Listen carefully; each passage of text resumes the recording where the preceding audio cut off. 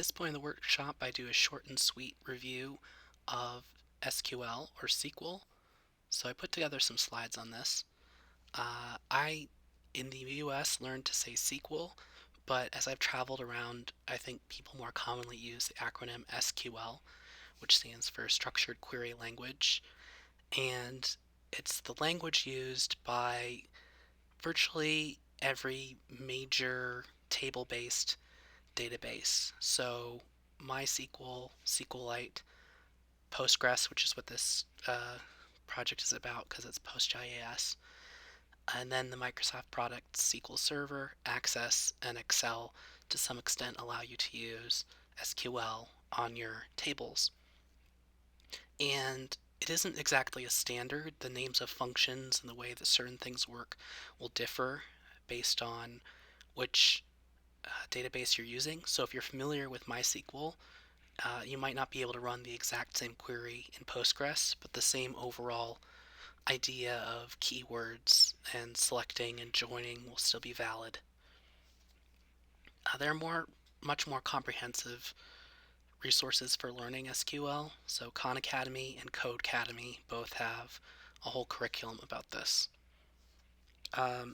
I tend to write SQL out in these workshops, but if you're working on a production product, if you're more comfortable with the programming language itself, your favorite programming language will probably have an ORM library that supports Postgres and possibly PostGIS.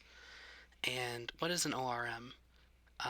It's going to look more like the rest of your code. You're not going to be writing SQL directly, and that's really good because there are some errors that you can make if you're writing SQL by yourself, and it can be difficult to make sure that you're not injecting user strings into your queries unless you have this kind of ORM in the middle to mediate things.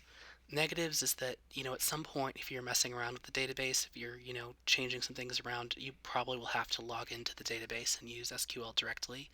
So it's still incredibly valuable to know SQL. And when there are new features, or really just the PostGIS geospatial features, if you haven't thought about that in advance, going into something like Django, you're not going to have the spatial queries and things written in, so you're going to need to upgrade to GeoDjango.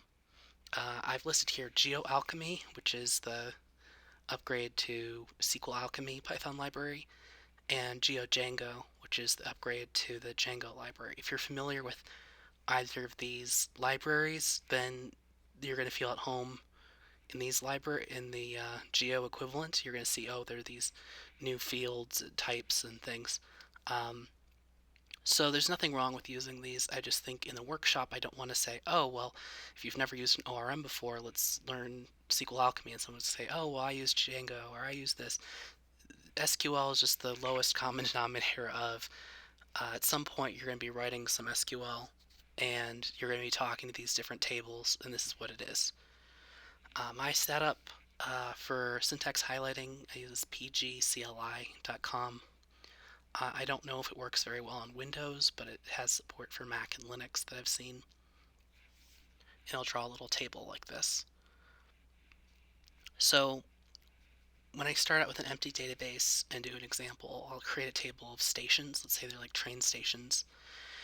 And each train station will have an ID that's taken care of for me. There'll be a unique numerical ID. The name will be a text field, and the number of tracks in the station will be an integer. If you had something that's going to be very high, for example, the budget for the New York subway, the integer might not be large enough, or if you have decimal values, so then you would have to look into double, float, and decimal things. I mean, each SQL database works a little bit differently. I'm not going to get into it now. Then that table right now, you've created it, but there's no data inside of it. So a simple way to add one row to the table, let's say insert into stations, the variables that we want to control, which are name and tracks. Remember, the ID is taken care of on its own. So we're just insert name and tracks and then we include the values Penn Station, and we're going to say it has one track. That's not true, but okay. So that'll create a station with one row. If we go back, you'll see it was inserted correctly. If you're loading lots of data, on the scale of gigabytes, you should have a decently formatted CSV file. You can use this \copy command. Also, if you are a fan of NoSQL databases, there's a JSONB type in Postgres which allows you to embed documents with more complex data structures. Querying data, kind of the starting point to understand what SQL is even doing here, is I say select star from stations. That means select all of the rows and all of the columns from stations. And then if I say select star from stations where name equals Philadelphia, we've added a filter which says directly the name of the station has to be exactly Philadelphia. In practice, if someone says, I'm looking for Philadelphia station, you probably haven't named your station exactly the same thing as their query. So here's a query where I do lowercase on the name field, and then I ask, is it like Philadelphia with these percents around it? That means that even if its name of the station is something like Philadelphia Station or First Philadelphia Station, that query is going to capture just the string that I want and return it. This queries naturally get more complex or less efficient as you go along, but this is just to give you an understanding of what does the syntax of SQL look like. When you're querying the data, you don't have to just select everything, like select star. If you do select max of tracks, you can get the maximum number of tracks. This could also be good for selecting maximum price or average price for a group. Select name from stations, order by name. Here you can order them in alphabetical order.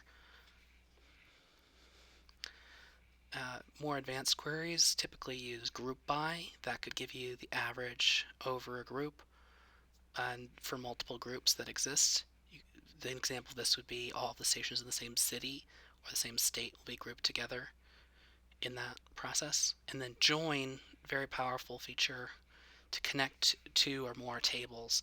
So if you imagine that you want to see all of the employees that are working on a train or all the passengers that are working on a train, there's a table for each one of those concepts.